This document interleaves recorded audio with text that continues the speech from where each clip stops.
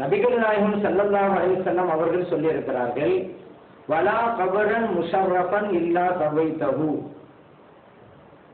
எந்த ஒரு கபரை, மிக மிக உயரமான கபரை பார்த்தாலும் அதை தரைமட்டம் ஆக்கி விடுங்கள்.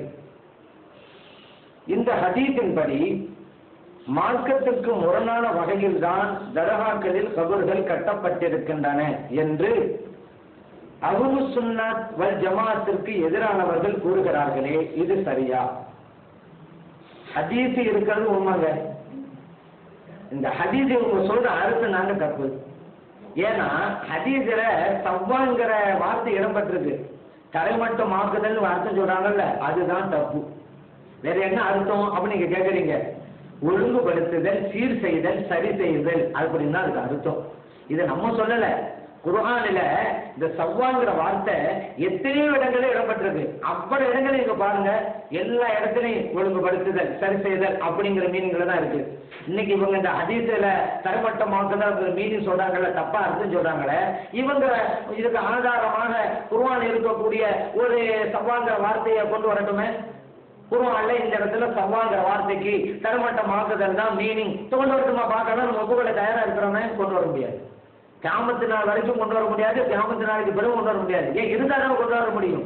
அப்ப குர்ஆனில சவ்வாங்கிற வார்த்தை இடம்பெற்றிருக்கு, தரைமட்டமாகுதுங்கிற மீனிங் கிடையாது. அப்படி இருக்கும்போது இந்த ஹதீஸுக்கு தரைமட்டமாகுது மீனிங் எப்படி கொண்டு வரலாம்? இப்படி அர்த்தத்தை வைக்க ஆரம்பிச்சா என்ன எவ்வளவு பெரிய விபரீதமெல்லாம் ஏற்படும் தெரியுமா? அல்லாஹ் தஆலா 7 வானத்தை படைச்சாங்க. அதை பத்தி அல்லாஹ் சொல்றான், ஃபஸவ்வாஹுன்ன சபா சமாவாத்தின். இறைவன் 7 வானங்களை படைத்து அவற்றை எல்லாம் ஒழுங்குபடுத்தினான் அப்படின்னு இருக்குது. சவ்வாங்கிற வார்த்தை ஒழுங்குபடுத்தினாங்க மீனிங் நம்ம கொடுக்குறோம். இதுதான் கரெக்ட். இப்ப இவங்க தரைமட்டமாக்குதுங்கிற ஒரு புது மீனிங் கொண்டு வர்றாங்களே, அதை பிரகாரம் அர்த்தம் வச்சவங்க வச்சுக்கிறங்க. என்ன ஆகும்? அல்லாஹ் தஆலா 7 வானங்களை படைத்து பின்பு அவற்றை எல்லாம் தரைமட்டமாக்கி விட்டான். தரைமட்டமாக்கிட்டான் அல்லாஹ் தஆலா. 7 வானம் கரெக்டா தானே இருந்துகிட்டு இருக்கு. இதை ஒழுங்குபடுத்தி வைத்திருக்கிறான் வானங்களை. சவ்வாங்கிற வார்த்தைக்கு என்ன மீனிங் இருக்குது? குர்ஆன் எப்படி சொல்லுது பார்க்க வேணாமா? குர்ஆன் சிந்திச்சு பாருங்க.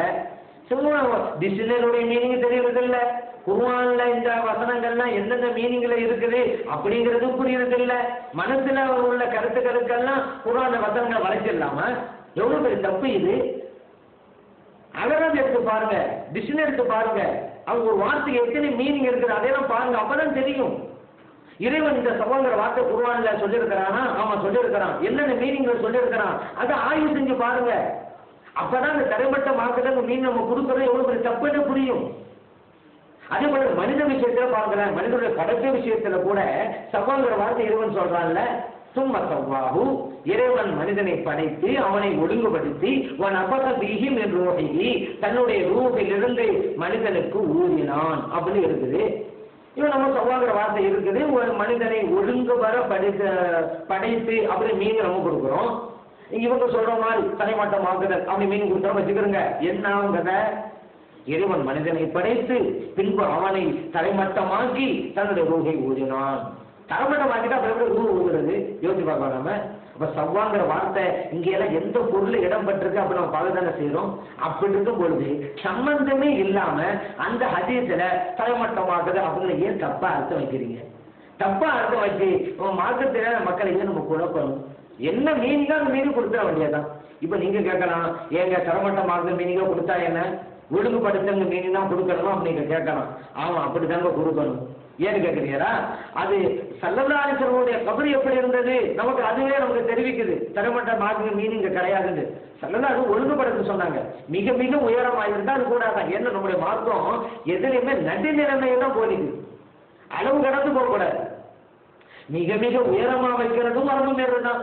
இந்த சில பேர் சொல்லிட்டு இருக்காங்க வஹாபியெல்லாம் தரைமட்டம் ஆக்கணும்னு சொல்லி, அதுவும் வரம்பு மீறது. இந்த 2 வரம்பு மீறதும் செய்யக்கூடாது.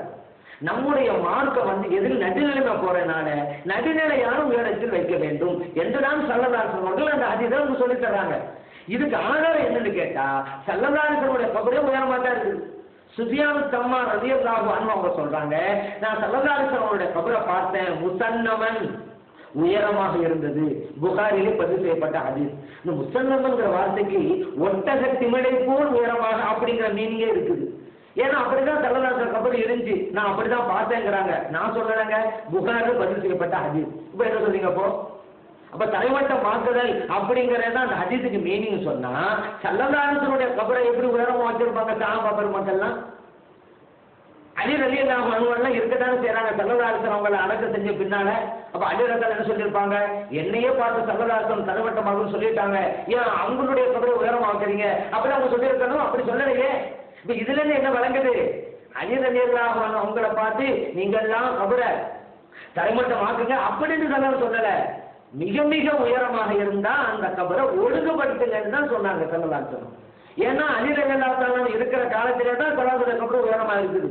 காசிம் இப்னு முஹம்மத் ரலியல்லாஹு அன்ஹு சொல்றாங்க, நான் ஆயிஷா சித்திகா ரலியல்லாஹு அன்ஹா அவங்களை சந்திச்சு சொன்னேன், முஃமின்களுக்கெல்லாம் தாயாராக இருக்கக்கூடியவர்களே, இக்ஷிஃபீலி அன் கபரி முஹம்மதின் ஸல்லல்லாஹு அலைஹி வஸல்லம், அல்லாஹ்வுடைய ரசூல் ஸல்லல்லாஹு அலைஹி வஸல்லம் அவருடைய கபரை எனக்கு கொஞ்சம் திறந்து காமிங்க, நான் வந்து பார்க்க விரும்புறேன். அவருடைய 2 தோழர்களுடைய கோல் பக்கத்துல இருக்குதுல, அதையும் நான் பார்க்க விரும்புறேன். அப்புறம் அவங்க சொல்றாங்க, ஆயிஷா சித்திகா ரலியல்லாஹு அன்ஹா அந்த திரையை அகற்றாங்க, பார்க்கறாங்க. காசிம் இப்னு முஹம்மத் ரலியல்லாஹு அன்ஹு அவங்க சொல்றாங்க, நான் அந்த கபர்களை பார்த்தேன், ஸல்லல்லாஹு அலைஹி வஸல்லம் அவருடைய கபரை மற்ற கபர்களையும் பார்த்தேன், அவைகள் லா முஷர்ரஃபா மிக மிக உயரமாகவும் இல்லை, வலா லாத்திகா தரையோடு தரையாகவும் இல்லை, அவை 2க்கும் மத்தியிலே நடுநிலை உயரத்தில் இருந்தது.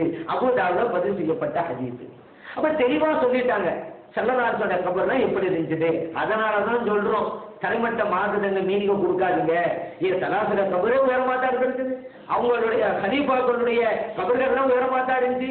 இன்னொரு விஷயம் உங்களுக்கு சொல்லவா, அம்ர் இப்னு ஹஸம் ரலியல்லாஹு அன்ஹு சொல்றாங்க, நான் ஒரு கட்டத்துல கபர்ல சாஞ்சிக்கிட்டு இருந்தேன். ஸல்லல்லாஹு அலைஹி வஸல்லம் என்ன பார்த்தாங்க, சொன்னாங்க, அம்ரே லா தூதி சாஹிப ஹாதல் கபர், இந்த கபருக்குள்ளே இருப்பவருக்கு நோவினை கொடுக்காதீர்கள் என்றார். இந்த ஹதீஸ் அஹ்மதுல பதிவு செய்யப்பட்டிருக்கு. இப்ப நம்ம என்ன யோசிக்கிறோம், ஒரு சஹாபி கபர்ல சாஞ்சிக்கிட்டு இருந்தேன் அப்படின்னு அவங்க சொல்றாங்கன்னாலே என்ன அர்த்தம், சாகின்ற அளவிற்கு உயரமா இருந்துச்சுன்னு அர்த்தம். இன்னைக்கு சில பேர் சொல்றாங்கல்ல தரைமட்டமாக்குதல் தான் அப்படின்னு சொன்னா கபர்ல எப்படி சாஞ்சிட்டு இருக்க முடியும்? ஸல்லல்லாஹு அலைஹி வஸல்லம் காலத்திலேயே இருக்கிற கபர்ல இது. ஸல்லல்லாஹு அலைஹி வஸல்லம் தரைமட்டமாக்க சொல்லியிருந்தா அந்த கபர்லாம் எப்படி உயரமா இருந்திருக்கும், எப்படி சஹாபியை சாஞ்சிக்கிட்டு இருந்திருப்பாங்க? அப்போ ஏன்னா அது ஒரு அவமரியாதை, கபருக்கு மேல இப்படி சாயிருந்தது ஒரு அவமரியாதை. அதனால அந்த அவமரியாதை செய்யாதீங்க என்று ஸல்லல்லாஹு அலைஹி வஸல்லம் அவர்கள் கூறுகிறார்கள். இந்த ஹதீஸ் எல்லாம் தெளிவா அறிவிக்குதுங்க, தரைமட்டமாக ஆக்கக்கூடாது கபரண்டு. இன்னொரு விஷயம் உங்களுக்கு தெரியுமா, ஸல்லல்லாஹு அலைஹி வஸல்லம் கபர்களுக்கு சில வரமுறைகளை சொல்லி தர்றாங்க. கண்ணியப்படுத்தணும், கபருக்கு மேல நீங்க உட்காராதீங்க, கபர்கள் இருக்கிற இடத்துக்கு எல்லாம் நீங்க வந்து செருப்பு அணிஞ்சு போகாதீங்க, இப்படி எல்லாம் சில சட்டங்களை சொல்றாங்கல்ல, கபர் வாசிகளை மதிக்க சொல்றாங்கல்ல. அப்ப கபருன்னு தெரிஞ்சா கணக்கு அந்த சட்டங்களை நம்ம பேர முடியும். எல்லாம் தரப்பட்ட மாதிரி வச்சிருங்களேன், அங்க கபர் இருக்கு நமக்கு எப்படி தெரியும்? நம்ம எப்படி அந்த கபருடைய சட்டங்களை எல்லாம் பேர முடியும்? அறிவுக்கு பொருந்துதான். அதனாலதான் நம்ம சொல்றோம், அந்த சவ்வாங்கிற வார்த்தைக்கு இவங்க சொல்ற அர்த்தமே கிடையாது, தரைமட்டமாக மீனிங்கே கிடையாது. இது பொதுமக்களை ஏமாற்றுவதற்காக சொல்லப்பட்ட பொருள். உண்மையான அர்த்தம் என்னன்னு சொன்னா, மிக மிக உயரமான கபரை நீங்க பார்த்தா அதை ஒழுங்குபடுத்தி சீர் செய்யுங்க என்றுதான் ஸல்லல்லாஹு அலைஹி வஸல்லம் சொன்னார்கள். இந்த உண்மையை நாம் புரிந்து கொண்டால் மறுமையில் நமக்கு வெற்றி கிடைக்கும்.